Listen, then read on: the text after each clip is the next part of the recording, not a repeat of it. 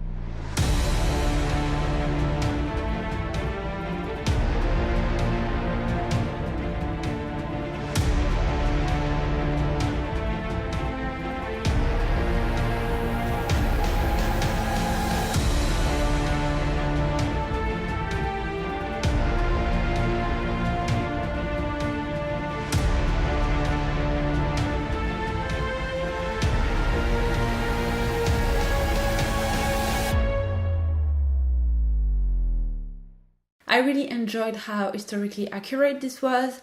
From the Roman Empire to Musketeer, I learned a lot about French history, things that we don't necessarily learn in history class. I also really enjoyed the fact that they had free charger for cars, electric cars, so we were able to charge our car during our stay.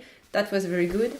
You won't be able to find any vegan food there. Maybe carrots, you can find carrots, but you can't have a full meal with that. It took us 45 minutes to find something that I was able to eat. So if you go there, I would highly recommend you to take your own food. We did it the first day, but the second day was Easter Sunday, so everything was closed.